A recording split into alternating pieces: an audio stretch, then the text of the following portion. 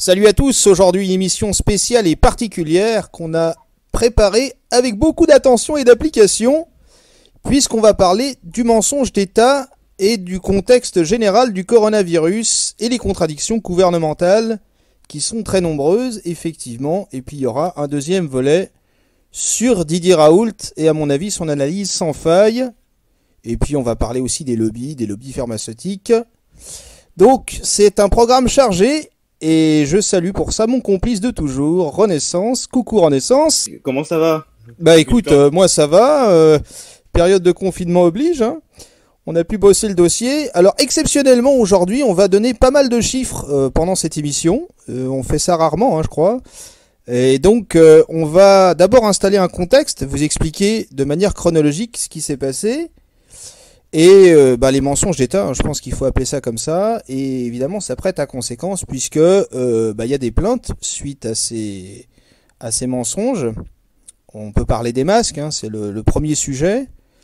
Et puis il faut aussi savoir d'ailleurs que de manière sûre, hein, ça c'est pas moi qui le dis, c'est un rapport officiel, ils avaient déjà analysé la possibilité d'une pandémie et d'un virus. Et le scénario est déjà dans les cartons de l'État depuis très longtemps, depuis à peu près 15 ans, ils étudient ça, et apparemment le plan n'a pas été exécuté. C'est une information qui est sortie il n'y a même pas une semaine, dans à peu près tous les journaux sérieux, et donc l'État est coupable de ne pas avoir appliqué le b.a.-ba, j'ai envie de dire, voilà. Et puis après on va parler des masques évidemment. Alors c'est un premier mensonge, mais c'est un mensonge qui prête à conséquence. Puisque plutôt que de dire aux Français, si tu veux, de manière générale, on n'en a pas, parce qu'on a fait une erreur, parce qu'on les a renvoyés alors qu'on en avait.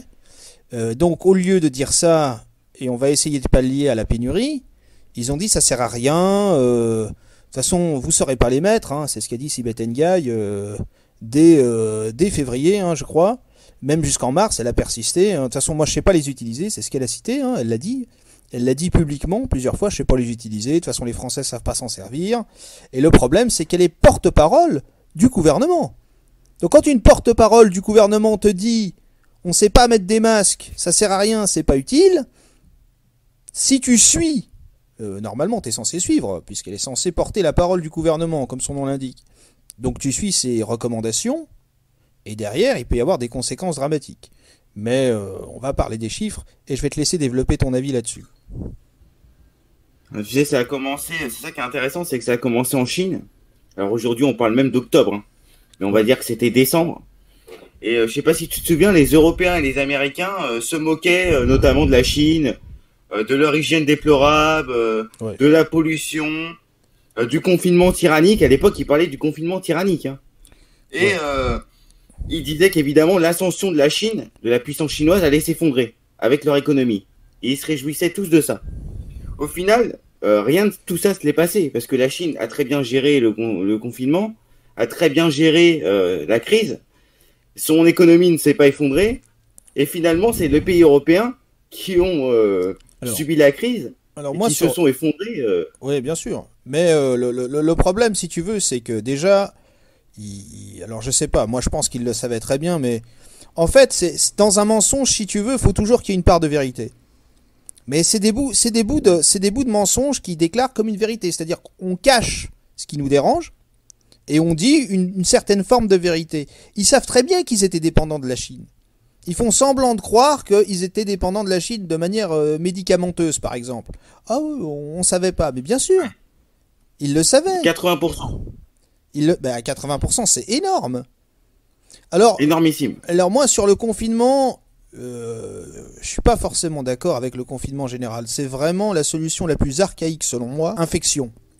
C'est-à-dire que si t'es porteur, entre guillemets, tu vas contaminer de manière plus basique, plus facilement quelqu'un qui ne l'est pas, si t'es confiné H24 avec, c'est logique. Tu sais ce qu'avait dit monsieur Olivier Véran, pardon. Dis-moi Véran, ouais. Qui est le ministre oui, français, ministre de la Santé, ouais. Il parlait de la grippe et il disait que la cause de fond de l'épidémie de grippe qui était souvent décelée en hiver, c'était pas dû au froid, mais bien au confinement. C'est parce que les gens se confinaient beaucoup plus en hiver qu'on avait une épidémie de grippe, et non à cause du froid.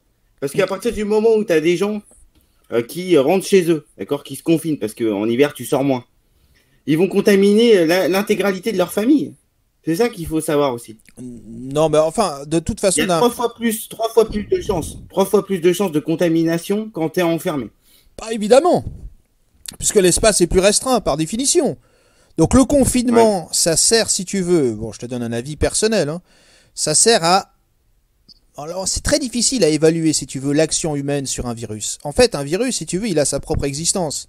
En fait, il n'y a pas de deuxième vague en réalité, ça n'existe pas. La deuxième vague, la deuxième vague, si tu veux, c'est un fantasme, c'est presque une idépsie. Absolument. Le SRAS, il n'y avait pas eu de deuxième vague. Le SRAS, il est jamais revenu. Aujourd'hui, on te parle d'un vaccin. Un vaccin, c'est à supposer que le virus revienne. L'année prochaine, on n'est même pas sûr qu'il sera toujours là, le virus.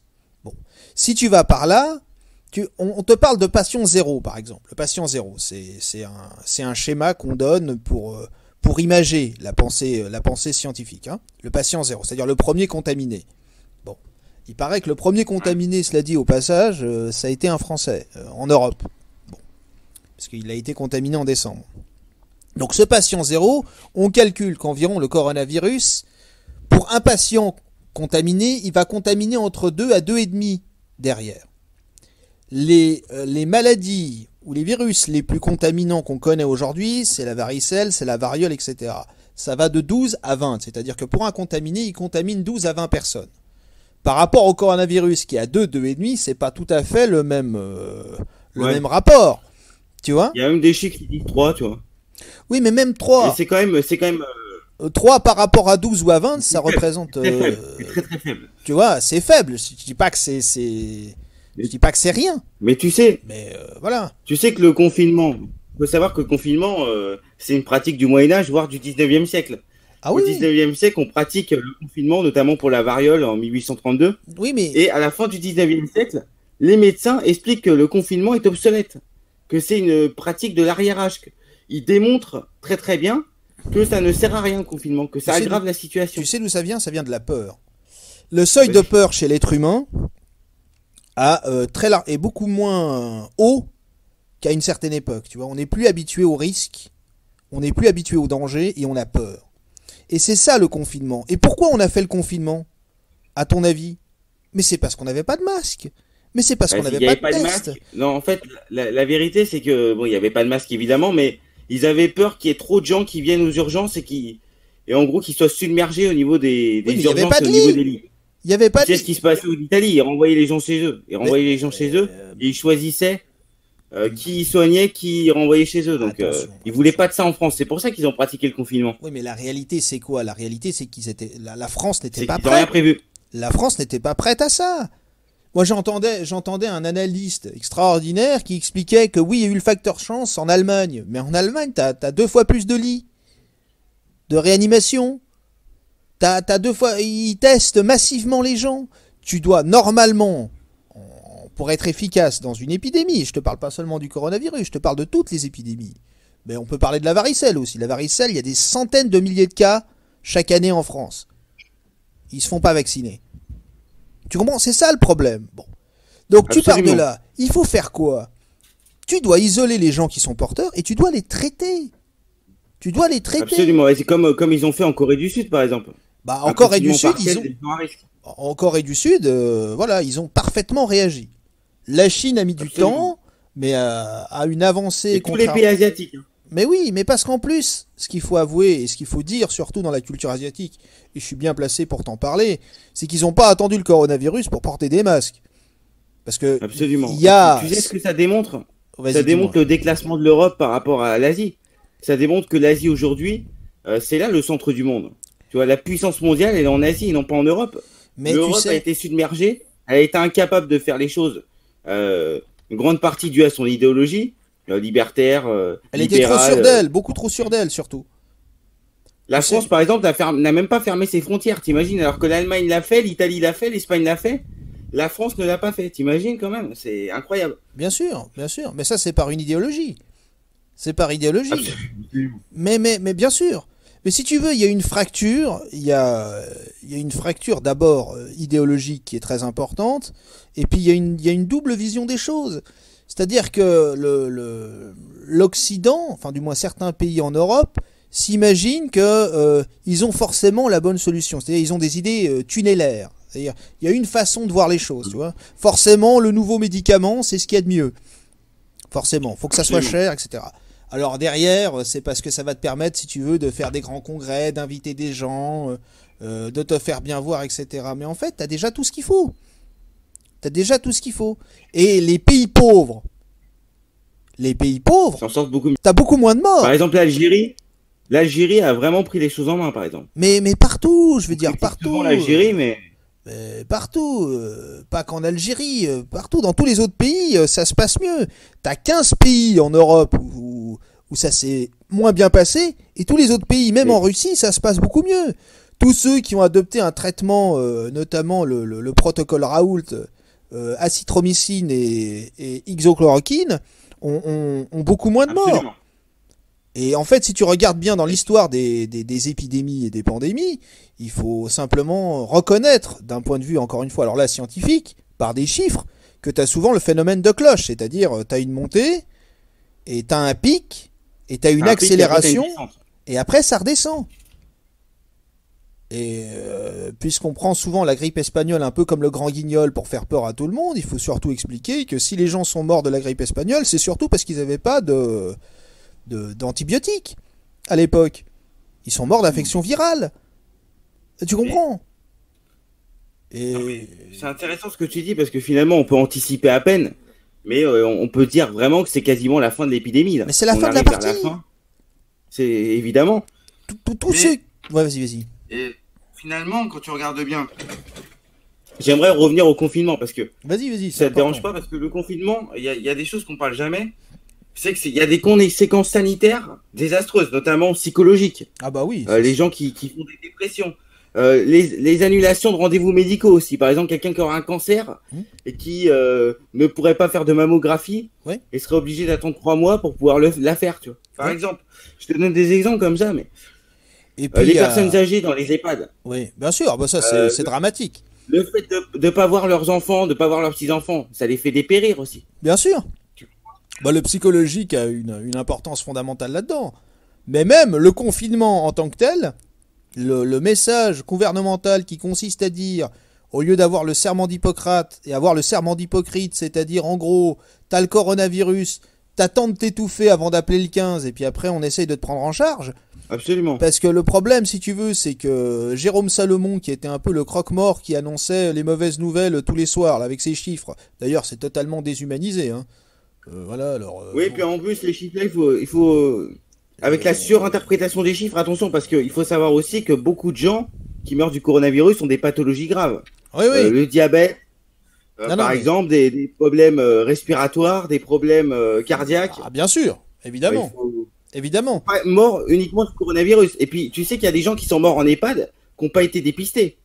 On a dit, oui, bon, le monsieur est mort, il toussait, donc il est mort du coronavirus. Oui, Mais on a finalement, le sait supposé. pas. On a supposé parce que On de toute suppose. façon, tu peux pas tester. Et puis en plus Donc, de ça. méfions-nous. Et puis tester des gens qu'on suppose avoir le coronavirus, ça n'a pas de sens. Il faut aussi tester des gens qui paraissent sains et qui l'ont. Sinon, tu fais pas reculer un Absolument. virus par définition. Mais ce que je veux te dire, c'est que dans les chiffres qui sont annoncés par le dit gouvernement, ils comptent pas ceux qui sont morts à domicile du coronavirus. Et d'après les informations que nous, on a, il y en a plus de 9000 quand même. C'est-à-dire des gens Ouais. qui ont attendu la dernière limite, et même trop, et qui sont morts chez eux de la dite infection, parce qu'on leur a dit d'attendre et qu'ils n'ont pas été traités. Alors qu'on aurait pu les soigner avant, quoi. Tu vois? Alors moi, je veux bien qu'on dise la Chine ment, parce que 5000 personnes sur 1 milliard, 400 millions d'habitants, ça paraît très peu, etc. J'ai même vu une émission, tu sais, ils avaient compté les urnes funéraires, en disant il y en a déjà 1600, donc 5000 ça paraît pas beaucoup, vous êtes sûr, ils mentent pas, etc. Mais on parlera de tout ça.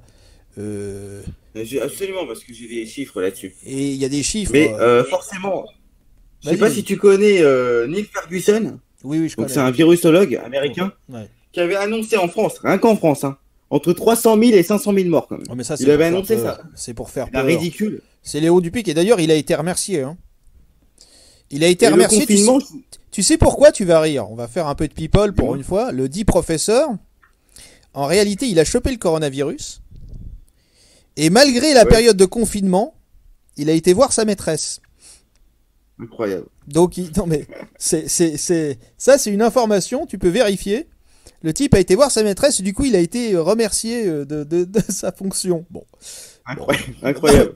Non mais, tu vois, comme quoi c'est vraiment l'ironie. C'est vraiment de l'ironie. Donc bon, après, ça c'est des chiffres qu'on annonce pour faire peur. De toute façon, Mais, on verra à la fin des comptes. Mais comme l'a et dit tu Didier verras le confinement, moi je suis désolé. Déjà, c'est une entrave à la liberté Ah de bien sûr, circulation, c'est une des libertés les plus fondamentales. bien Et sûr. pour pas provocation, je sais que ça va faire réagir, même sous l'occupation nazie, on avait plus de liberté de circulation. Donc, il faut le dire quand même. Ouais. À un moment, je sais que c'est une provocation, mais c'est vrai dans Non, un mais sens. il y a une certaine forme de vérité. Provocation, ça dépend. Tu sais, il y a des gens qui préféreraient mourir que vivre ce genre de situation. Hein. T'as des gens qui sont pas, voilà. Mais je pense, encore une Absolument. fois, on n'a plus du tout la même notion du risque. On n'est plus capable d'avoir un minimum de recul Absolument. sur les choses. Tu vois, Nos moi, sociétés ne supportent pas le tragique. le problème, si tu veux, c'est que on a envie de fabriquer des individus exactement comme on fabrique une opinion. Euh, un scientifique, par exemple, comme Didier Raoult, il va donner son avis par rapport à des chiffres, à des données qu'il a.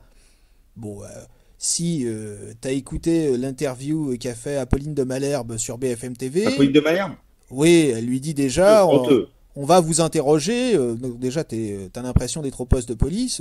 Bon, on va vous interroger. Elle lui demande de faire des prédictions. Il dit, écoutez, moi, je suis pas là pour prédire des choses. Et puis à un moment donné, elle lui dit la phrase piège. Tu vas voir comme c'est fort. Elle lui dit, est-ce que vous regrettez pas d'avoir vendu du rêve aux gens?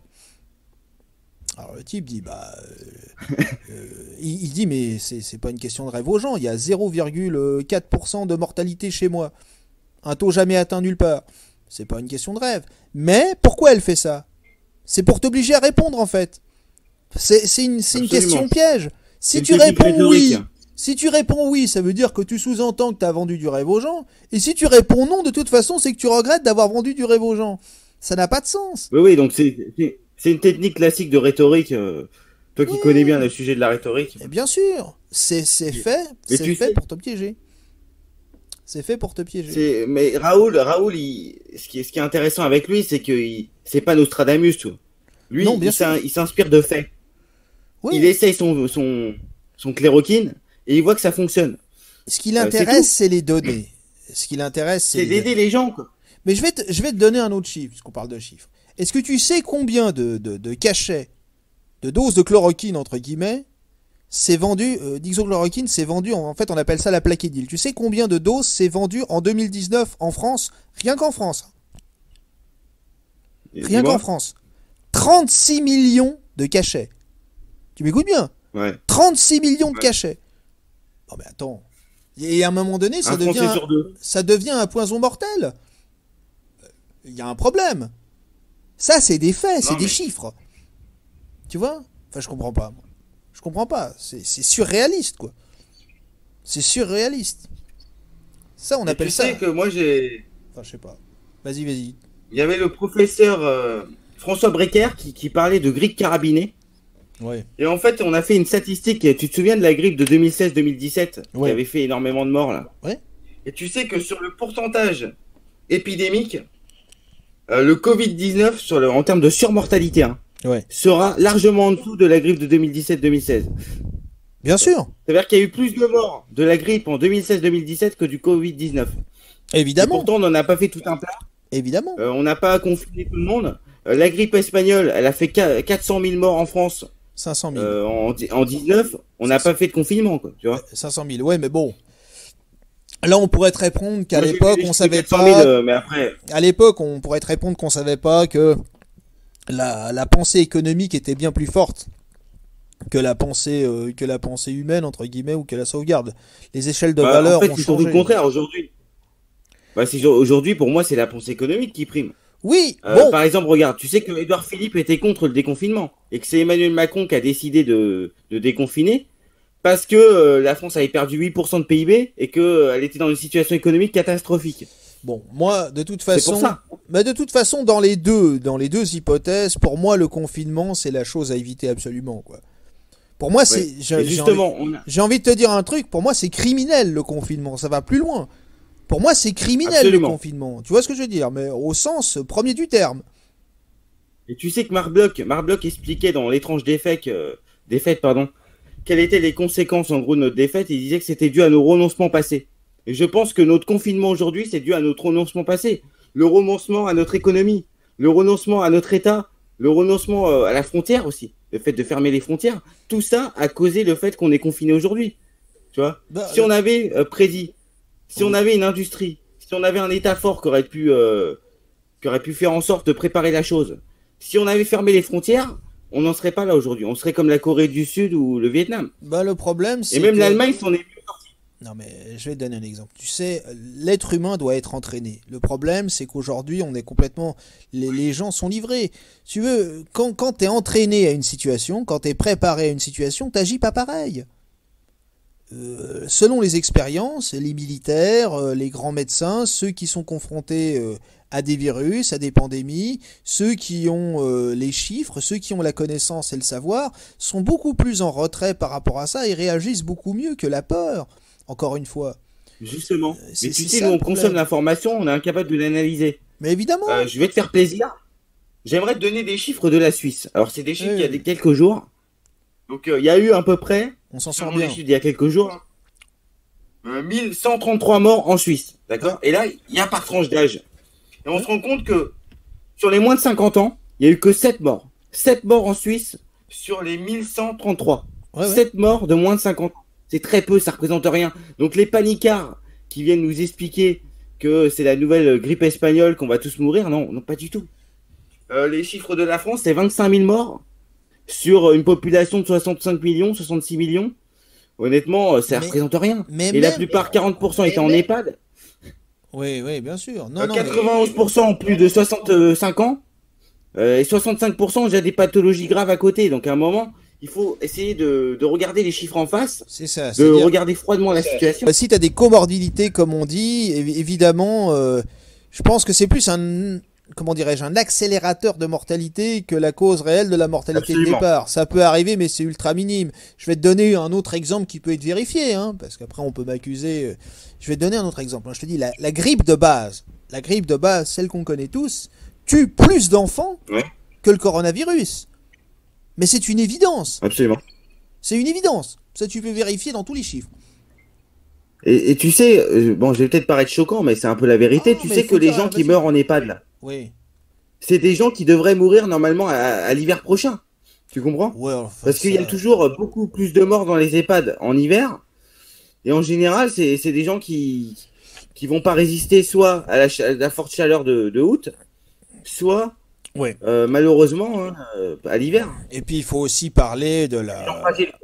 Et puis il faut aussi parler du fait que, encore une fois, il y a beaucoup de médecins qui se sont exprimés sur les plateaux de télévision, qui sont en conflit direct avec des lobbies pharmaceutiques et qui ont très largement descendu, à mon avis, le professeur Raoult, parce que c'est vrai que quand tu traites les gens à la chloroquine et à la citromycine et que ça te coûte 14 euros grosso modo le traitement par rapport à un médicament ou à un vaccin, un futur vaccin qui coûterait entre 800 à 1400 euros, tu comprends très vite pourquoi. Hein. Il faut aussi parler de monsieur Montagnier, professeur Montagnier, qui s'est fait agresser de manière honteuse verbalement par Alexandre, Laurent Alexandre, qui a dit il faut faire taire le professeur Ouais, Montagnier. Le professeur Montagnier, pour te donner une idée, c'est quand même celui qui a découvert le virus du sida, qui a découvert le VIH, ouais. et qui a dit, Je connais. c'est lui qui l'a dit, hein, il a dit, Hum, en fait, il y a eu un séquençage qui a été rajouté dans le coronavirus. Ils ont rajouté un séquençage en gros du sida. Et ça, c'est la main de l'homme qui l'a fait parce que ça peut pas être naturel. Donc c'est un spécialiste qui a fait ça. Alors il a dit, il sait pas pourquoi. Ben lui, c'est ce qu'il dit. Alors Raoul n'y croit pas. Enfin Raoult n'y croit pas. Mais moi, je me pose des questions. Parce que j'ai appris Après, je que vais te dire. il était financé par les États-Unis, le dit centre en question. Évidemment, il y a toujours un intérêt économique derrière. Je me Mais pose tu des sais, ça, questions. Je suis pas affirmatif, mais je me pose c'est des des questions. questions qui sont débattues dans les milieux médicaux et universitaires. Le problème, c'est quand tu as des gens comme Cohn-Bendit, enfin des gens qui n'y connaissent rien Ah en ouais, médecine, non. hein. Ouais. Et on pourrait même parler de Monsieur Simest, hein, qui est le Stéphane Bern de la médecine en réalité. Ouais, Non, non. mais vraiment, Ah, mais ça, ces gens-là nous parlent toute la journée de virus alors ils y connaissent rien finalement. Ils nous expliquent que Raoul est un charlatan, alors que bon, ils n'ont pas fait un dixième de ce qu'a fait Raoul. Donc, bah, je vais te donner des chiffres. C'est vraiment l'émission des chiffres. Hein. Profitez-en, vous pouvez vérifier. Hein. Il a testé plus de 80 000 personnes dans son institut au CHU.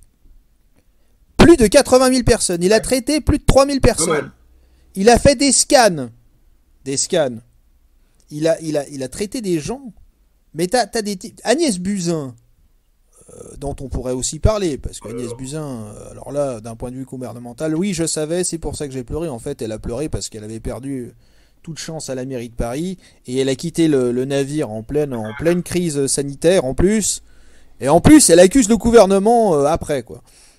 Donc, c'est toujours pareil, hein. Quand tu regardes bien, c'est un classique. C'est de la eh ben, dis-toi qu'elle a prescrit le protocole Raoult à un producteur de télévision. Donc, elle a prescrit son protocole. Apparemment, le type s'en est très bien sorti, tant mieux pour lui. Mais elle l'a quand même fait. Tu vois. Donc, c'est marrant parce que tous ces médecins disent ah non, non, on n'y croit pas, mais dès qu'ils peuvent, ils le font, quoi. Ils le prennent. Tu vois. Faut Et être là, ils ont pragmatique. trouvé un espèce de remède à 800 euros, je crois. Et oui, c'est pour ça que je te dis ça. Alors que la chloroquine, ça vaut moins de 5 euros. Enfin, tu vois ce que. C'est ça, c'est 4 ridicule. euros. C'est clair, c'est 4 euros la plaquenil, c'est le nom de l'hexochloroquine et la citromycine. Alors on peut parler des essais, on dit oui, on a fait des essais, il faut faire des tests, des groupes témoins. Ouais. C'est-à-dire un groupe, en gros, sur 1000 personnes, 500 où tu donnes le traitement, 500 où tu le donnes pas. Où tu donnes un médicament placebo, c'est-à-dire un faux médicament. Ou un médicament qui est pas censé avoir le même effet et tu compares. Bon. On peut déjà contester cette méthode-là d'un point de vue éthique, en disant pourquoi tu donnes à celui-là et pas à l'autre, même si le médecin ne le sait pas, par définition. Pourquoi? Parce que si ça marche, pourquoi laisser mourir, en gros, j'exagère un peu, mais c'est Oui. pour se faire comprendre, pourquoi eux, tu leur donnerais plus de chances de mourir que ceux à qui tu étais censé donner le traitement qui marche? Éthiquement. C'est ce que dira à un moment donné. Absolument. Écoutez, un médecin, tu peux pas dire on va rien faire pour vous, on va pas vous traiter. Bah, moi, ce qui me pose problème, c'est que en pleine crise épidémique, En plus, tu peux pas faire d'essais cliniques, quoi. Tu en vois. plus. Oui, mais C'est ça, comme si, je sais pas, il y a la maison qui brûle et on est en train de faire avant d'éteindre le feu, on est en train de faire de la prévention incendie, quoi. Tu vois, oui, mais c'est ça, la ridicule. On ça, commence déjà par soigner les gens oui, mais avec la chloroquine et après vous ferez des essais cliniques, quoi. mais ça, c'est des gens qui ont fini d'être médecins, en fait. C'est des gens qui sont Oui, médecins et qui attendent des chiffres, des résultats. C'est très bien en période entre guillemets normale. Mais même un médecin, Mais là- il a fait le serment d'Hippocrate. Ça veut bien dire ce que ça veut dire. C'est-à-dire que tu dois soigner les gens. C'est-à-dire, à un moment donné, t'as Apolline de justement. Malherbe. Elle lui dit oui, mais votre traitement, ça vous rage pas, ça vous rend pas fou de savoir que malgré le fait que Macron soit venu vous voir pendant 3 heures et que vous lui ayez exposé tout ça, vos chiffres, tout, ils prennent pas votre traitement en compte. Il lui dit écoutez, il y a 57% des médecins dans le monde, hein, qui utilisent mon traitement. Si vous voulez pas l'entendre, il y a eu une étude qui a été faite sur 900 000 personnes. 900 000 personnes. Ouais. 0 décès. Alors ça, si c'est pas ça de la sécurité, qu'est-ce que c'est, quoi? Tu m'entends bien? 900 000 Non, personnes. Bon. Non, mais... Enfin, tu vois, excuse-moi de m'emporter un peu, mais à un moment donné, c'est plus supportable d'entendre des trucs comme ça, quoi. T'as mensonge sur mensonge. Sibeth Ndiaye, encore une fois, je sais pas utiliser les masques. Les Français sont trop stupides pour utiliser des masques. Ça sert à rien, les masques. Des tests. Pourtant, ça sert, évidemment que ça sert. Bah, évidemment. Mais Évidemment. bah non, juste l'âge médian d'hospitalisation en France, c'est 71 ans. Et l'âge de décès moyen des Français, c'est 84 ans. Oui. Donc, ce qui veut dire, et là, j'aimerais quand même parler de ça avec toi, c'est le déconfinement. Ouais. Ouais, bah alors là, C'est-à-dire que les gens qui ont moins de 50 ans, ne risque quasiment rien de ce virus, par rapport au virus. Alors, moi, ce qui m'énerve vraiment, ce qui m'agace réellement, c'est que de voir des professeurs hein, qui sont censés représenter non seulement l'éducation nationale, mais aussi le service public, c'est-à-dire que c'est nos impôts qui payons ces gens-là, et qui disent, moi, je fais mon droit de retrait, moi, je vais pas venir travailler, etc. Pour moi, c'est honteux, ça. C'est comme si tu disais, bah, moi, je vais faire un droit de retrait, je vais pas payer mes impôts parce qu'ils sont pas... mes impôts ne servent pas à bon escient. Bah, c'est pareil. Pour moi, à partir du moment où tu sers le bien commun, tu sers l'intérêt général, c'est-à-dire le service public, tu te dois d'aller au travail, quoi. Et si tu n'y vas pas, eh ben, tu n'es pas payé, voilà. Bah, surtout que Je le sais pas ce risque, que t'en penses. bah, surtout que le risque n'existe pas, tu vois. Si, Oui, voilà, honnêtement, c'est ça, c'est encore plus grave, quoi. honnêtement, s'il y avait vraiment un risque important, je serais le premier à le dénoncer, Absolument, là, je suis je d'accord. serais le premier à le dire. Si demain on me dit, voilà, il y a 200 000 personnes qui sont mortes d'un coup en France en 24 heures, je te dirais, mon Dieu, Là, je suis d'accord. c'est Là, grave. ok, là, Tu oui. vois, après, à partir du moment où j'ai commencé à avoir des chiffres, bon, je dis pas que c'est pas important, hein, évidemment. Les morts sont les morts, attention. Mais Chaque vie compte, évidemment. tu peux faire pareil avec le cancer. T'as des tas de gens, t'as plus de gens qui meurent du cancer que du coronavirus chaque année en France. Bah, On j'ai va regardé faire sur les chiffres. J'ai regardé les chiffres des 3 premiers mois. C'est 250 000 morts. en tout. 250 000 morts dans le monde. Ouais, Dans le monde, dans le sur monde, trois faut mois. préciser, ouais, dans le monde. Ouais, C'est précisé. oui. Mais Donc, même, et le cancer tue beaucoup plus. c'est C'est 450, indéniable. c'est 400, 500 000, je crois, minimum, rien qu'en France. Donc bon, Ouais, ouais, tu vois, mais de toute façon, c'est la maladie du siècle, c'est le cancer, hein. non mais la maladie du siècle, c'est la peur en fait, en réalité. C'est ça la maladie du siècle. C'est qu'aujourd'hui, Mais c'est parce que notre société. t'as des journalistes qui posent des questions comme pourquoi les cheveux longs, pourquoi la barbe, pourquoi votre bague tête de mort. Bon, on s'en fout à un moment donné quoi. Demande-lui ce qu'il fait, demande-lui ses travaux, parle-lui des chiffres. Mais Voilà. si tu veux, c'est notre société qui est dans. En fait, notre société a banni le tragique, a banni le sens de l'histoire. Et si tu veux, j'ai une phrase d'Hubert Vendrine qui va te faire plaisir, c'est sur l'Union Européenne. Il dit Hubert l'Union Védrine. Européenne, Ouais. le marché unique. Védrine, pardon. Ouais. J'ai dit quoi? Védrine? T'as dit Bédrine, ouais. Mais je Ah, connaissais pas, mais ça Hubert doit... Védrine. Ouais, ouais, vas-y. L'Union Européenne, le marché unique et la politique de la concurrence ont été conçus dans un monde sans tragédie. Et ben c'est exactement ça. Oui, oui. C'est-à-dire Ouais. que à partir du moment où tu as une tragédie, tout s'effondre. Et c'est exactement ce qui se passe aujourd'hui. L'Union Européenne, on pourra en parler. Il n'y a jamais eu Maastricht est mort. Bah, Non seulement Maastricht est mort, mais le marché commun aussi. Tout le monde défend ses intérêts. Les Italiens, ils ont été totalement laissés à l'abandon par l'Union Européenne. Et d'ailleurs, t'as vu ce qui s'est passé, on peut en parler. Même avant la période du déconfinement. Parce que après, faut aussi Ouais, parler de ça, du fait qu'ils parlent aux Français comme s'ils étaient des enfants. Attention, si vous vous comportez pas bien, on va vous reconfiner, etc. Il fera jamais ça, parce que absolument. de toute façon, c'est la fin de partie, c'est clair. Tu vois, en Chine, ça a quasiment disparu. Toutes les pandémies, il y a très très peu de pandémies, ça s'est toujours passé comme ça a toujours été un phénomène de cloche. Tu regardes, moi j'ai les chiffres, hein, pendant que je te parle là, je mettrai Oui. les images des graphiques qui comparent le même phénomène de cloche dans tous les pays où la pandémie commence à disparaître. Tous, y compris ceux qui n'ont pas fait, ce qu'il faut aussi dire et préciser, que pas tous les pays dans le monde ont adopté cette théorie du confinement absolu et total. Hein. T'en as plein qui n'ont pas été confinés et qui s'en sont très bien sortis. Hein. Mais les chiffres, c'est de regarde. Si tu prends le pays qui ont été confinés par millions d'habitants, d'accord? Sur les 7 pays, sur les 10 pays où il y a eu le plus de morts par habitant, 7 ont été des pays où il y a eu le confinement. 7. Ouais, ouais, C'est incroyable. bien sûr, bien Donc c'est sûr. c'est pour démontrer que ça ne marche pas, quoi. C'est même Mais, le contraire. mais ça accélère la progression du virus, forcément, puisque c'était plus rapproché. Ça augmente la contamination. Regarde ce qui s'est passé Et puis dans la rue, je vais te dire, sur le paquebot anglais, là, où t'avais quelques ouais. dizaines de cas au départ, et à la fin, t'avais plus de 35% des gens qui étaient contaminés. Ils étaient des centaines de personnes à l'intérieur. Parce que... Alors que quand tu vas dans un parc, ouais, si tu croises une personne il y a quasiment aucun risque de contamination, quoi. Aucun. Par exemple. Quasiment aucun. Mais après, on peut parler Donc, des décisions politiques complètement imbéciles. Par exemple, Dan Hidalgo qui a dit maintenant le jogging, ça va être de 18h à 20h30, ou je sais plus quels horaires elle a donné, 18h30. c'est ridicule. Non, c'était 19h, je crois. 19h. Après 19h. Alors là, et là, le problème, c'est évidemment ce qui s'est passé, c'est que tu as vu un regroupement de gens qui allaient faire leur jogging en même temps. Ouais, bien sûr. Et t'avais tout le monde en Paris qui pratiquait le sport, là. Oui, non mais bon, c'est drôle. Honnêtement, vaut mieux en rire qu'en pleurer. Et puis on parle juste d'une chose sur le confinement. Il y a une autre chose aussi qu'on parle pas, et c'est un drame. Je veux pas faire ma Marine Chapa, mais il y a aussi des gens qui sont confinés avec des maris qui sont violents. Ça arrive aussi. Ah, ouais, non mais c'est vrai. Non mais c'est compliqué, tu vois, pour...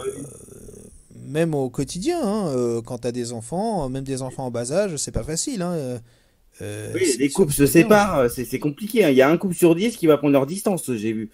Oui, mais même après, il y a des séquelles liées au confinement qu'on saura après. Parce que psychologiquement, c'est insupportable. Il y a eu une limite. Mais l'homme n'est pas fait pour rester enfermé. Il doit sortir, il doit voir le monde. On n'est pas dans une prison, tu comprends ce que je veux dire? L'homme, le problème, finalement, est-ce que la vie... Oui, vas-y. Est-ce que la vie vaut la peine d'être vécue finalement dans une prison, quoi? Tu vois? Non. Tu sais... Tu préfères quoi, toi? Prendre le risque de mourir dehors, même s'il n'y a aucun risque? Ou rester enfermé et vivre, finalement, ne pas vivre, quoi? Le problème, c'est même pas que la mort t'attend dehors, c'est que la mort n'existe pas dehors, en réalité, c'est ça. Justement. Et en plus de ça, on aurait pu, et d'ailleurs, on peut en parler, cette histoire aussi de traçage.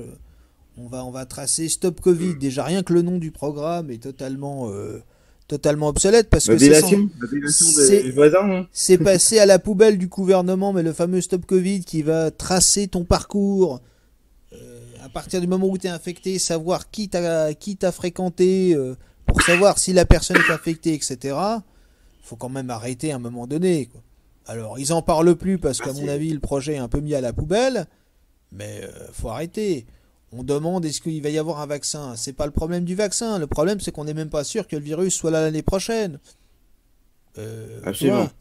Moi, c'est ça. Et la délation des voisins aussi, t'en as pas parlé, mais c'est aussi gravissime. C'est honteux. Il y a des centaines de lettres qui sont arrivées à des maires ruraux qui ont dit à leurs concitoyens calmez-vous, c'est pas à vous de faire la police.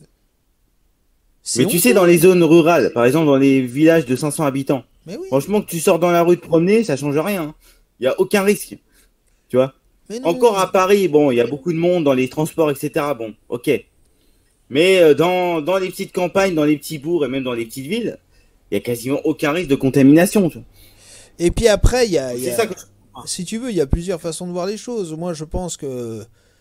Alors, à partir du moment où on te dit, par exemple, quand tu es auto-humain, ça veut dire que quand tu es immunisé par le virus parce que tu as été atteint, est-ce qu'il n'y a pas un risque qu'il revienne? Bah non, par définition, à partir du moment où tu l'as eu, il faut aussi rappeler d'ailleurs qu'en pourcentage de ceux qui l'attrapent, tu as quand même plus de 85% des gens qui en guérissent sans problème. Enfin, je veux dire, pratiquement sans aucun symptôme. Faut rappeler et là, aussi tu parles des gens. Faut rappeler là, tu parles des gens qui ont été dépistés. Combien de personnes ont eu un petit rhume et c'était le Covid-19 et le savent et même s'en sont sortis sans aucune séquelle. Ils le savaient même pas. Voilà. Donc d'un point de vue stratégique, c'est possible que la moitié de la population ont été contaminés, hein, et qu'ils ne le savent même pas. La moitié, je ne pense pas parce que c'est bon après. Non, mais je grossis exprès pour. Ouais, mais je ne pense pas parce que c'est pas un virus qui touche autant que la varicelle ou la variole, encore une fois. Oui, on l'a dit. T'as des virus. En personne. T'as des virus qui... Voilà, c'est ça. Encore une fois, c'est le premier atteint qui contamine en moyenne 2,5 à 3 personnes à chaque fois.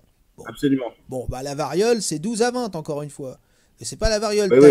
T'as des épidémies qui contaminent 60 à 70% des gens. C'est pas le cas du coronavirus. Il faut le dire à un moment donné. Il y a suffisamment de recul, il y a suffisamment de chiffres, il y a suffisamment d'études. Et puis, mais tu sais qu'il n'y a que 25 000 cas en région parisienne sur une population de 12 millions d'habitants quand même, tu vois, c'est la population française la plus élevée dans une région. 12 millions, 25 000 cas, c'est pas énorme. Hein. Non, c'est pas Surtout énorme. Pour une région si confinée. il y a autant de transports où les gens sont autant en contact. Mais je maintiens que ça aurait pu être géré beaucoup mieux et qu'il faut laisser surtout les médecins prescrire.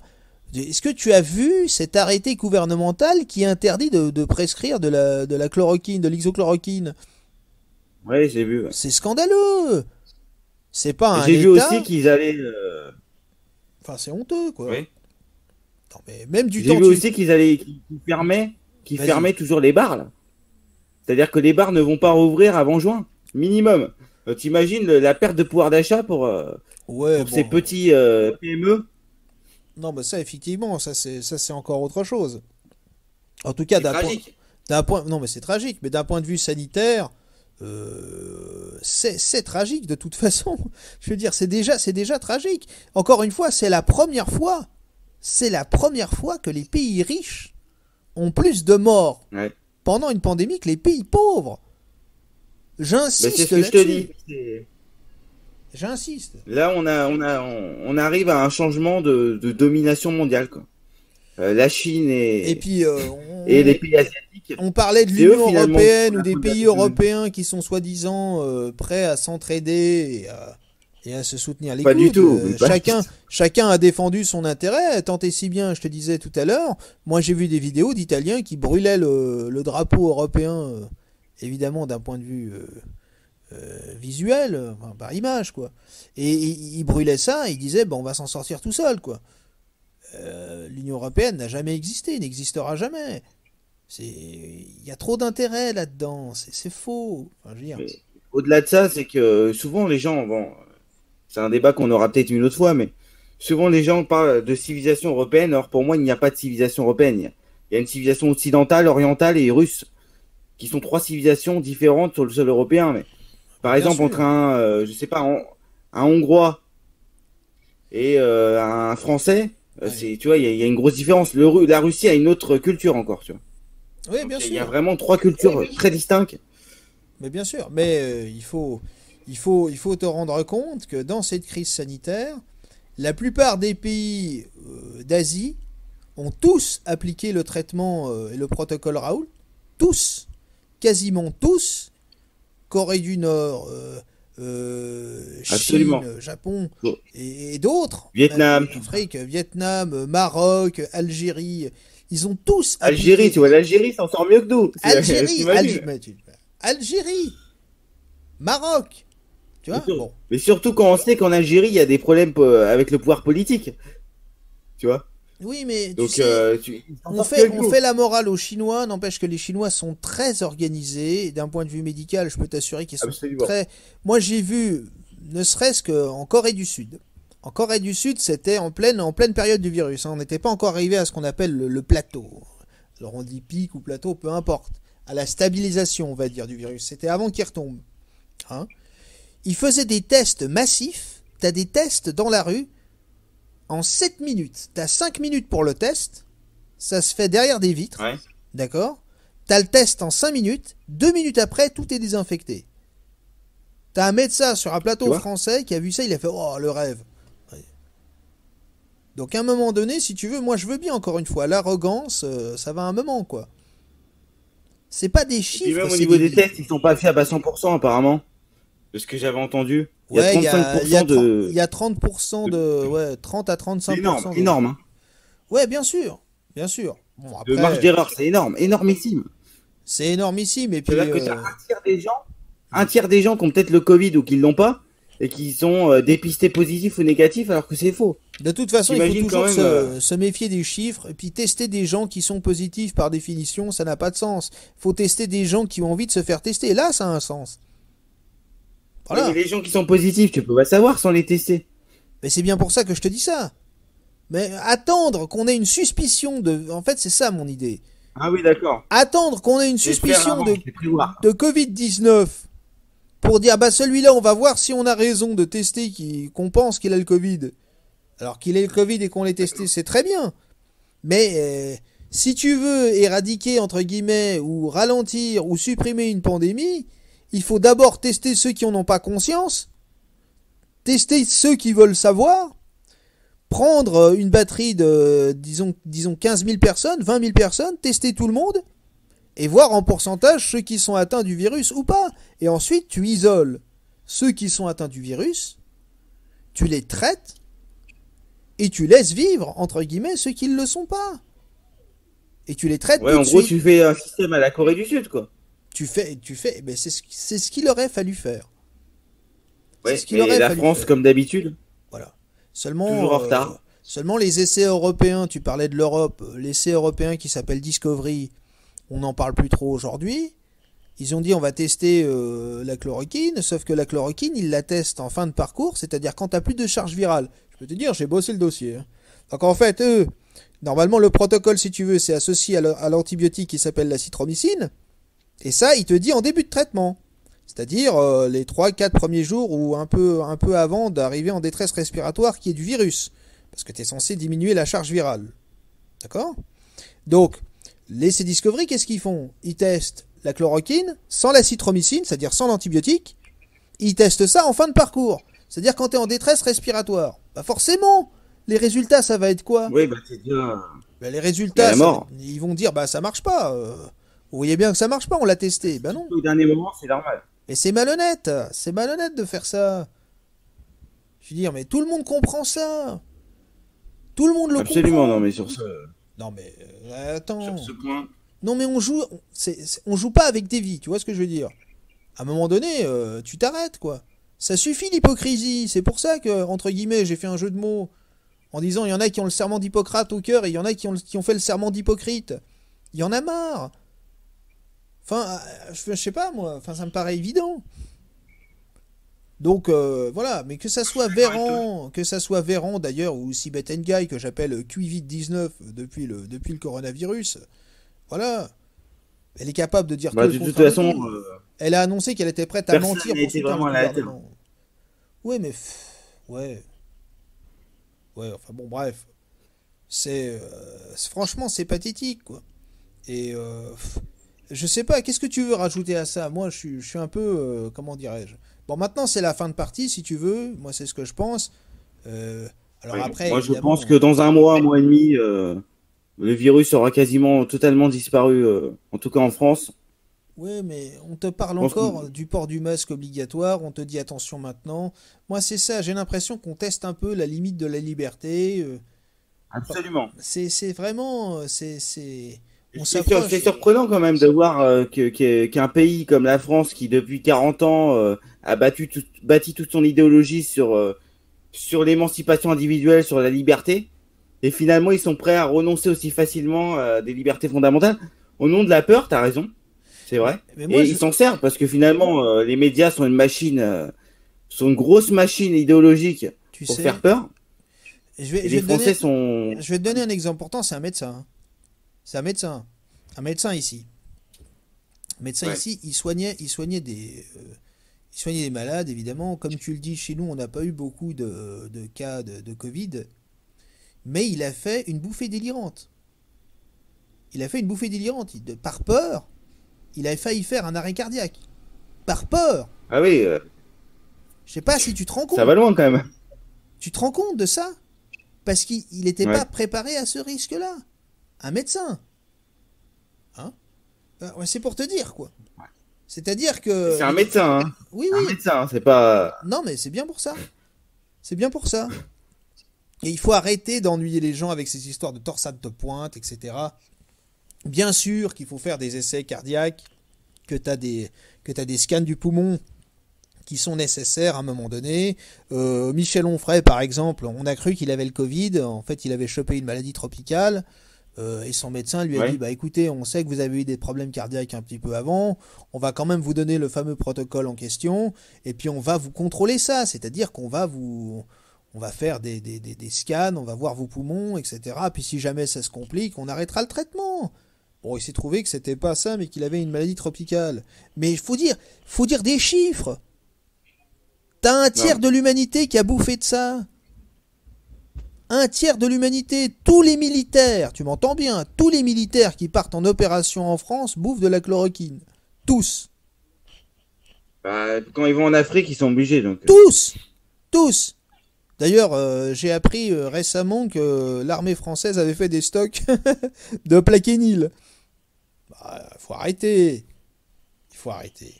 T'as des études chinoises. On me dit oui, il n'y a pas d'études sérieuses. Les études chinoises sont sérieuses. Ils ont les plus grands Ils veulent tout labos. supprimer quand même. Comment? C'est-à-dire que, bon, là, ils ont... Avant même la fin, par exemple, le championnat de foot, par exemple, tu sais qu'il a été annulé. Ouais. Enfin, en tout cas, il reprendra pas, tu vois. Oui. Et ils ont pris une décision hâtive aussi rapidement. Oui. Je veux dire, on n'est même pas... On est début mai, et ils ont déjà décidé d'annuler le championnat, quoi. Oui. Tu vois, c'est un ridicule. Oui, surtout que maintenant c'est la fin de partie. Mais c'est surtout au début qu'il fallait prendre des décisions. Parce que maintenir le premier tour des municipales, Ah oui, bah ça c'est ridicule. ça a été une décision lamentable. Parce Sachant que le deuxième tour pourrait pas se tenir. En plus, Ah oui, on savait déjà de base. il le savait déjà de base. Donc à ton avis, qu'est-ce qui se passe maintenant? Parce qu'il faut parler de qu'est-ce qui va se passer. La fin du confinement. Alors évidemment, il y aura toujours des restrictions, il y aura toujours ceci, cela. Mais qu'est-ce qui va se passer? Il y a déjà des plaintes qui sont déposées. Il y a déjà des plaintes qui sont déposées contre l'État, contre le ministre de la Santé, contre Emmanuel Macron, contre même le Premier ministre, contre l'ensemble du gouvernement. Parce que t'as des victimes. Parce que encore une fois, quand t'as une porte-parole du gouvernement qui t'explique que porter des masques, ça sert à rien, qui t'explique que les Français savent pas s'en servir. Bah oui, mais tu tues des gens.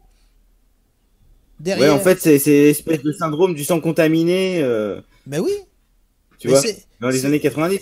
C'est le nuage de Tchernobyl, c'est exactement ça. C'est-à-dire qu'on on te dit une part de vérité, c'est vrai qu'il faut... C'est vrai que les gestes barrières, ça aide, etc. Mais on te dit pas tout. Mais une porte-parole qui dit... Une porte-parole qui dit, j'insiste là-dessus, qui dit vous portez pas les masques, ça sert à rien. Si moi je suis sa recommandation et que je chope le Covid, mais je l'attaque derrière. Je lui dis mais c'est de votre faute. Moi Tu sais que ils veulent obliger les gens à porter des masques dans l'espace public, certes, mais par conséquent, ce qu'ils font, c'est qu'ils interdisent pas la spéculation des masques. C'est-à-dire qu'aujourd'hui, tu te retrouves avec des masques à 5 € le masque, ouais, t'imagines 5 € le masque. 5 euros et ça valait même pas 2 € les listes avant. Ouais, mais c'est honteux. C'est honteux. Et le gouvernement ne fait rien pour essayer de réguler ça. Tu vois, non seulement ils font rien pour réguler ça, mais c'est de leur faute en plus. C'est surtout ça. Et oui, parce que Macron est un libéral, donc il est pour le marché, pour l'offre et la demande. Tu vois, à aucun moment, d'ailleurs, Macron il a dit tout et son contraire. On pourra en parler ça aussi. Il a dit que le protectionnisme c'était l'horreur, c'était limite le nazisme. Et après, maintenant, il nous explique qu'il faut du protectionnisme. Enfin, tu vois, c'est tout et son contraire. Macron, c'est le en même temps. Quoi. Ouais, mais attention, parce qu'il parle d'un protectionnisme européen.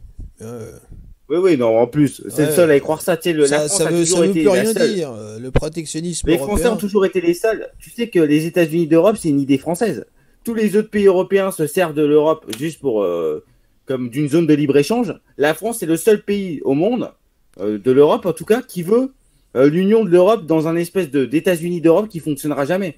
Enfin, c'est encore tu sais, c'est Victor Hugo. Il n'y aura plus de Berlin. Je rêve d'un jour où les frontières entre Berlin, Amsterdam, Paris ne seront plus. Bah, c'est ça. C'est la France de Victor Hugo. Sauf que la France de Victor Hugo, c'était un modèle impérialisme français. Oui.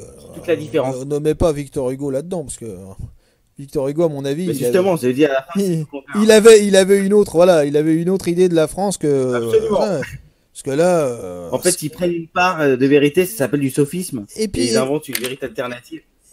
Non, c'est même pas ça. C'est-à-dire qu'un bout de vérité ne fait jamais une vérité. C'est-à-dire qu'un bout de bof ne fera jamais le bof.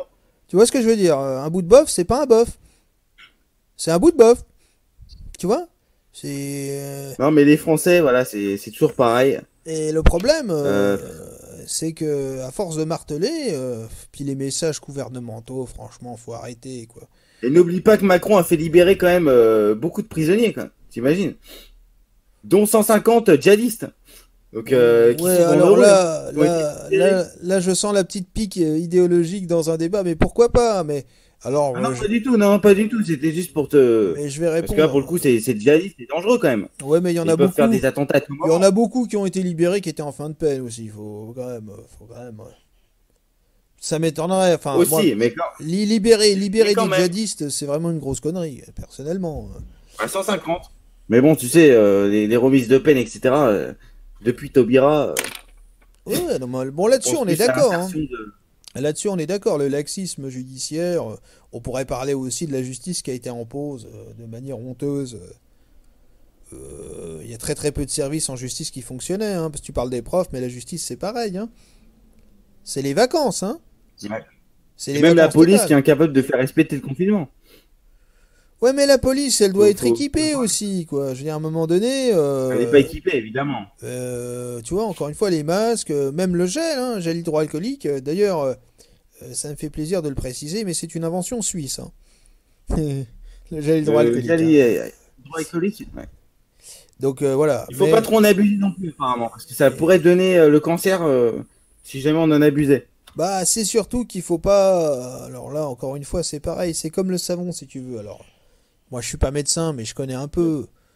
Si tu veux, sur la peau, tu as des protections. Tu as une graisse et une Ouais, protection de peau. Et si tu te laves trop souvent les mains, bah forcément, tu perds cette protection naturelle, quoi. Donc ta peau est plus absolument. fragilisée. Tu comprends? Et Mais donc, et le gel hydroalcoolique, eh ben, forcément, ça agresse la peau. C'est un peu comme le produit vaisselle. Donc, tu as des infirmiers qui, à force de se laver au gel hydroalcoolique parce qu'ils n'ont pas l'occasion de. Tu vois, ils sont dans l'urgence, de donc cela forcément, autrement. voilà. À un moment donné, ils ont saigné des mains, quoi. Parce que ça Ah attaque oui, la quand peau. même. Et ben oui, ils ont saigné des Et tu mains. sais que Et la femme a une peau plus le fine gel, que l'homme en plus, donc ça saignait plus vite chez elle. et le gel, en fait, en réalité, ça nettoie pas. Ça détruit des bactéries. C'est ce Ouais, que j'ai appris récemment. Donc, ouais, ouais, ça détruit les bactéries. Mais à propos de ça, tu sais pourquoi on a créé l'antibiotique en fait. L'antibiotique, le principe de l'antibiotique, c'est des bactéries qui se battent entre elles. D'accord? Et on ouais. s'est dit, comme c'est des bactéries qui se battent entre elles, ben on va les tester sur des bactéries de base ou sur des champignons, quoi. Parce que ça vient de là. Et on s'est rendu compte, il y a quelques années, c'est encore assez récent, hein, que finalement, il y a pas mal d'antibiotiques qui fonctionnaient contre les virus. Voilà. Parce qu'on pense pas que Ouais. c'est possible, mais ça marche. Donc, plutôt que Et c'est d'avoir. Moi, plutôt c'est les ça que je inventions reproche à modernes. un gouvernement, si tu veux. C'est que l'instinct, le serment du médecin, ils l'ont complètement perdu. C'est des technocrates qui obéissent à des règles, à des. Voilà, il faut une méthode appliquée, il faut des. Voilà, mais à un moment donné, t'as le rapport entre le médecin et son patient, et tu dois aussi faire confiance à l'expérience, quoi. Et c'est pour ça que notre cher Didier a autant de gens derrière lui, entre guillemets. C'est parce qu'il fait son métier. Et il soigne les gens. C'est tout. Absolument. Et en plus, ça Non, mais marche. Ça, on va le démontrer parce ça marche. que C'est ça, en fait, la vraie. pendant que je parle, là, Ouais. les images défilent, si tu veux, et on prouve que ça marche. C'est pas des études qui viennent Mais uniquement de son justement, CHU, quoi, hein. C'est des études c'est qui ça, en viennent de fait, sa partout. force. C'est que les faits parlent pour lui, quoi. Donc, à un moment Tu donné, si vois, tu on veux, dit souvent en politique. En politique, ce sont les faits qui sont importants. Bah, avec Raoult, on voit que ce sont les faits qui sont importants. mais lui, Tu vois, c'est pas les études. il le dit, écoutez, moi ce qui m'intéresse, c'est des chiffres, c'est les données pour analyser, et par rapport à une donnée, je vous donne mon interprétation de la donnée. Et à un moment donné, il a dit à son collaborateur et à ses étudiants qui étaient là, écoutez, en Chine, bientôt fin de partie, il y aura bientôt plus de chloroquine dans les pharmacies, précipitez-vous, parce qu'en Chine, c'est la fin de partie. Au moment où il a dit ça, il a montré le graphique. C'est terminé. On est à la fin de la courbe, c'est fini. Oui, oui, non, mais le virus est en fin de partie. Il a atteint son pic en fin mars. Mais oui, c'est Aujourd'hui, ça. C'est ça. Et il est en puis, régression. Et et puis la deuxième voilà, vague. il va s'estomper tout seul. Eh oui, bien sûr. Et la Et deuxième vague, je vous ça n'existe garantis que dans pas. un mois et demi, La il deuxième n'y a vague, ça quasiment plus n'existe de cas en pas. France. T'auras, Ça t'auras, n'existe pas, ça c'est un mythe. tu vas avoir des cas, entre guillemets, supplémentaires, parce qu'évidemment, tous ceux qui ont été confinés, quand ils vont se déconfiner, bah, ils vont peut-être rencontrer le virus, mais encore une fois, d'un point de vue viral, d'un point de vue charge virale, ça contamine 2 à 2,5 maximum. 3. Bon, donc c'est pas si contaminant que ça en réalité. Et je te redis Non, non, bah, c'est même que très la faible, hein, grippe de base tue beaucoup pourcentage est plus très de faible. gens que le coronavirus. Voilà. Absolument. Donc, D'ailleurs, vas-y. j'ai parlé de la grippe de 2017 tout à l'heure, enfin de 2016-2017, qui avait fait plus de morts. Ouais. C'est la réalité. Le problème, c'est que les gens ne s'en rendent pas compte. Et comme j'ai dit, ça tue majoritairement et quasiment uniquement des vieillards, quoi, ou des Bah gens à oui. des pathologies graves. Mais ça, c'est des, Euh, c'est des une données. personne comme toi et moi ne risque quasiment rien. Oui. C'est- Bon, c'est pas pour le risque est autant. estilum. C'est pas pour autant qu'il faut accepter la mort de la personne âgée, hein, au Ah oui, contraire. non, non, évidemment. Ah, mais précise-le bien, parce que Non, mais moi j'essaie de regarder des chiffres et je d'avoir un comprends bien débat que tu veux rationnel. relativiser, mais c'est l'heure de oui, c'est des vieux, c'est Ah pas mais, grave, c'est pas du tout ce qu'ils pensent. Hein. ah, mais j'ai pas dit ça, Soyons j'ai pas bien dit ça. clairs, soyons bien Mais clairs. c'est vrai qu'on pourrait penser ça. Ouais, non, mais c'est pour ça On que je pourrait te penser ça. reprends. C'est pour ça que je Non, te non, mais reprends là-dessus. tu as Ouais, bien raison. Non, non, évidemment ouais. que chaque vie est importante. Mais Non, non. j'essaie de relativiser le confinement, c'est tout. Mais il va y avoir des séquelles Évidemment que c'est dramatique. psychologiques très importantes. Et par contre, ce qui est dans la marginalité de ceux qui sont atteints ou de ceux qui sont guéris après une forme grave du Covid-19, ce qui serait intéressant à contrôler et analyser, c'est les séquelles post-traumatiques du Covid. Ouais, C'est-à-dire les séquelles pulmonaires notamment, etc. Et c'est pour ça qu'on fait des scans pulmonaires absolument. pour voir les séquelles suite à la réaction auto-immune. C'est-à-dire quand t'es censé ne plus avoir le virus, mais malgré tout garder des séquelles du Covid-19. Voilà. Donc Donc finalement, pour les enfants, oui, bah pour les enfants, on a dit... il y a effectivement aucun risque. Ils Ouais, peuvent ouais, retourner à l'école. Les gens vont pouvoir retourner travailler tranquillement. ouais. Évidemment qu'il faut continuer à faire attention, c'est-à-dire les gestes barrières, se laver les mains, Ouais.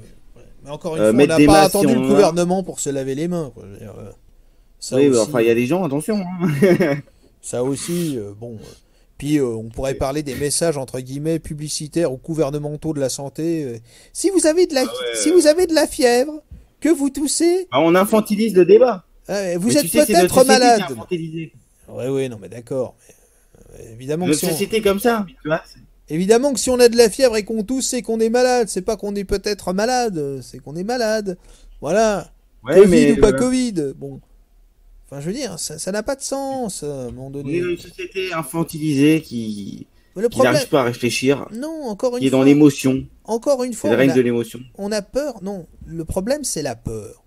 C'est ça le problème Justement. fondamental. C'est qu'en fait, Et si pourquoi on tu, a peur? Parce qu'on on il est faut, submergé par nos émotions. il faut respecter. Enfin, faut comprendre une chose, c'est que on est depuis 20 ans, on a progressé dans l'espérance de vie. Et c'est-à-dire tout ce qui va entraver la marche de la vie, on prend ça comme un risque insurmontable et on le supporte pas. Et c'est d'ailleurs pour ça qu'il y a des pays, notamment dans les pays asiatiques, où ils nous rattrapent en termes d'espérance de vie. T'as des pays pauvres qui nous rattrapent maintenant en termes d'espérance de vie. Parce que on arrive à un plateau, nous aussi. Voilà.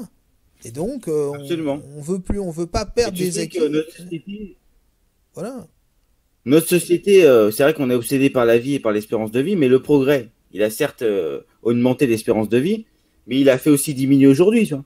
La malbouffe, on pourrait en parler de tout ça. Ouais, Les bien sûr. écrans, Bien sûr. Bah, regarde aux les États-Unis. ondes, tout ça, Aux c'est mauvais. États-Unis, il est bien clair que quelqu'un qui est obèse, qui a des problèmes d'arythmie cardiaque, bah, il est plus sujet au risque du Tu sais, coronavirus, puisque c'est le sujet du en moment du France, débat. en France, t'as quand même 48% des Français, un Français sur deux, qui est en situation de surpoids. Ce qui est énormissime, surtout pour le pays de la gastronomie, quoi. Ouais, alors aux États-Unis, je me souviens plus du chiffre, mais c'est énorme, hein, sans mauvais jeu de mots. Hein. Ah ouais, C'est énorme, hein. tu m'étonnes. Le pays du Coca-Cola, bon, je veux pas en dénigrer, mais là, voilà, t'as des cas C'est pas le pays de la subtilité. t'as des cas de super obésité, hein. T'as des cas Ah de oui, bah, super tu sais que là-bas, obésité. il y a du 5XL là-bas. Tu, 5XL, tu, t'imagines? tu peux acheter des sauts de poulet qui baignent dans la graisse pour 5 dollars. Tu peux acheter je sais plus combien de kilos de poulet qui baignent dans la graisse. Et tu sais que le fast-food est pas cher là-bas, c'est pour ça qu'ils mangent que ça, quoi. Ouais, non mais à la limite que ça soit pas Il y en a cher, des très bien. centaines, Mais il y en a des centaines. ouais, mais bon, voilà. Alors évidemment, je veux pas attaquer les États-Unis, mais ça c'est un fait. Hein. On est dans un cas Et puis effectivement, bon là apparemment j'ai vu la moyenne. Je crois que le français en moyenne a pris 2 kilos, 2 kilos et demi de plus. Donc ça va, il va survivre, hein. Ça va, je pensais que ça aurait été pire, moi, Ah non, personnellement. apparemment c'est 2,5, 3. Mais bon, c'est pas le stade américain. Mais faut Ouais. faire attention, faut faire attention aux muscles, etc. Et puis encore une fois, d'un point de vue psychologique, c'est énorme, hein. T'as des gens qui tiennent plus. Et les personnes âgées dont Bah, tu surtout, ouais, parlais, les personnes âgées dont tu parlais, les filles, souvent, et puis t'as des gens qui ont elles sont Alzheimer. seules et puis elles finissent par décrire. T'as des gens qui ont Alzheimer qui comprennent même pas pourquoi d'un seul coup les petits-fils ou les enfants viennent plus les voir. T'as des gens qui Et tu comprennent sais, pas. au-delà de même d'Alzheimer, t'as des gens qui ont plus de 80 ans qui commencent à perdre un peu leur tête et qui se demandent pourquoi leurs enfants viennent pas les voir non aussi, tu Est-ce vois, que t'as vu c'est... le témoignage bouleversant? Pourtant, c'est pas mon habitude de faire du pathos, mais franchement, j'ai vu le Ouais. témoignage bouleversant d'une dame âgée dans un EHPAD qui disait, mais mes petits-enfants m'engueulent parce que je mange pas, j'ai plus faim. Enfin, je veux dire, comment est-ce Bah que oui, parce que c'est effrayant d'entendre ça, de voir ça, quoi. C'est effrayant. tu sais que Genre, les vieilles personnes, elles sont souvent seules. Bah, certes, elles sont dans des EHPAD avec d'autres personnes, mais bon, elles ont envie de voir leur famille, leurs petits-enfants. Enfin, c'est peut-être leur seule raison de vivre à cet âge-là. ah, bien Et tu les sûr, prives de ça. Donc, à partir de ce moment-là, bien sûr. Surtout que c'est un drame. Et puis, sur les enfants, on a dit tout et le contraire. On a dit ils sont porteurs du virus, mais ils risquent rien. Puis finalement, non, non, ils sont pas contaminants. On s'est rendu compte que et tu sais finalement, que il y avait aucun risque. Bon. ce qui est encore plus honteux, quoi, c'est que les gens qui sont en fin de vie, on peut même pas aller les voir. Euh, Ils ont même pas le droit au sacrement. Alors pour les catholiques, par exemple, les vieilles femmes catholiques, ils ont même pas le droit au sacrement. Oui, je vais Les rajouter gens du sont coup. obligés, notamment en région parisienne, d'être Oui. incinérés, alors qu'ils avaient peut-être pas envie d'être incinérés. Tu vois. Ouais. Enfin, je trouve ça mais honteux, mais Mais même au quand t'es possible. pas incinéré, même quand t'es mis en bière, comme on dit, c'est 5 minutes. Ils ont réduit la chose. C'est ultra confidentiel. T'en as qui peuvent même pas aller voir les personnes décédées. Décédées, hein. Ah, c'est honteux. C'est vraiment. Oui, c'est honteux. C'est honteux. Donc voilà, écoutez, je pense que ce débat, On a fait une bonne émission. je pense que ce débat se termine bien. On a donné des chiffres. Alors évidemment, ces chiffres sont vérifiables, hein. Je mettrai en ligne Absolument. tous ces chiffres. Après, Et puis ils évoluent en plus. ils évoluent. Mais alors après, encore une fois, sur les pandémies, généralement, c'est la cloche, hein. C'est simple, hein. Oui, mais en plus de ça, les évolutions sont toujours d'une logique. Il y a des logiques épidémiques. C'est comme ça. Alors il faut être honnête, moi Il n'y a pas de rupture, quoi. je suis pas assez calé pour comprendre, mais pour une des raisons qu'on comprend pas encore, il y a toujours eu un pic, il y a toujours eu une accélération et il y a toujours eu une descente. Alors est-ce qu'il n'y a pas aussi un facteur temps de vie d'un certain virus? Faut voir ça aussi, indépendamment de la température ou de la Ouais. saison. Tu vois, je pense que peut-être il y a un Ah. temps de vie et je pense qu'il y a Bah, peut-être ça sur aussi. les matières, sur les matières, le Oui. temps de vie est de 4 heures pour 10 degrés et à 25 degrés, c'est 4 minutes seulement. Ah bah Donc tu voilà vois, une ça veut bon. dire que Ouais, vas-y, vas-y. Vas-y, c'est intéressant, vas-y. si je touche un bureau, par exemple, Ouais, ouais, ouais. s'il fait 10 degrés, ça va durer 4 heures. C'est-à-dire que si tu retouches avant, tu peux te contaminer. Par contre, sous 25 degrés, c'est uniquement 4 minutes. Ce qui montre aussi pourquoi l'Afrique a été aussi peu touchée, quoi, finalement. Ouais, bon, l'Afrique, encore une fois, faut pas oublier. Bon, il y a peut-être la température, mais je pense pas que ça joue, moi. Ce qui joue, c'est qu'elle a, à mon avis, je donne un avis purement personnel, et de toute façon, les études sont en train de tomber, hein. Donc là, on n'a pas encore les résultats, mais je conseille à tous ceux qui disent attention, le Covid-19, taux de mortalité super élevé, faut faire très attention. Je vous conseille de vous méfier, parce que c'est seulement quand on aura les comptes à la fin qu'on pourra juger. Et à mon avis, les comptes, ils sont pas aussi effrayants que le départ, mais il faut surtout rappeler que l'ensemble de l'Afrique a utilisé la méthode et le traitement de Didier Raoult, qui Et puis consistait surtout, oui, oui. à la chloroquine et à la citromycine associée d'infection. Voilà. Il faudra voir vraiment aussi la mortalité réelle du coronavirus et non pas la surmortalité qu'on nous vend. C'est-à-dire qui est Ça, réellement mort du coronavirus, qui l'est pas, quoi. Et puis, C'est ça qui est important finalement. et puis, il faut compter par millions d'habitants. Et par millions d'habitants, Absolument. c'est quasiment inexistant. Hein. Mais Bah, je pense qu'on peut conclure là-dessus, hein. oui, je pense que c'est très très bien. Alors, bah là, ça a été un débat, on va dire, plutôt calme et serein et tranquille. Mais on va en préparer d'autres où il y aura un peu plus d'affrontements idéologiques et argumentés. Ouais, c'est vrai. Mais plus globalement, je pense que c'est intéressant de parler de Oui. Zemmour, disons plus globalement dans son évolution, dans son idéologie, dans ses combats, dans ses contradictions, etc. Et puis après, parler effectivement de la dernière vidéo ou de mon avis sur l'agression, etc. Si vous voulez, moi Non, ça me paraît pas. j'ai rien contre le fait que vous mettiez des pouces négatifs dans un avis. On peut pas plaire à tout le monde c'est un avis. Donc par définition, j'ai pas la vérité révélée et chacun est libre de juger en son âme et conscience. Par contre, quand vous n'êtes pas d'accord ou quand vous êtes d'accord, laissez un petit commentaire, donnez-moi une argumentation, que je puisse débattre avec vous ou du moins discuter avec vous, échanger quelques phrases. Ça fait toujours plaisir plutôt que d'avoir un pouce négatif ou même positif sans avoir d'idée derrière. Donc faites un effort, essayez d'argumenter un petit peu, que je puisse vous répondre. Voilà. C'est tout ce que je vous demande. Et puis essayer de partager la vidéo si c'est important. Parce que Ouais. ça permet aussi d'avoir un peu plus de visibilité. Bah, ça permet Comme toi, surtout d'échanger des idées, pour toi quoi. comme pour moi finalement, tu vois. Ah ouais. Et les commentaires, ça aide à la visibilité, il faut le savoir, hein. Non, non, bien sûr. Non, non, mais c'est pas pour la visibilité, c'est simplement pour l'échange d'arguments. Voilà. On peut avoir de l'admiration pour quelqu'un et pas être d'accord. Il y a Clément Viktorovitch qui a fait une chronique dernièrement sur, encore une fois, le professeur Didier Raoult et qui a dit c'est une belle histoire, ça reste une belle histoire. Mais oui, mais c'est une belle histoire non sans raison. Encore une fois, il y a des chiffres. Donc une belle histoire, Ouais. non. Voilà, ça c'est un angle, c'est pas objectif. Voilà.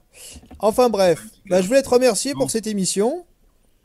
je vais te remercier surtout toi, hein. Mais écoutez, ça fait Et plaisir, puis, hein, ça nous a manqué, hein, on va vous avouer.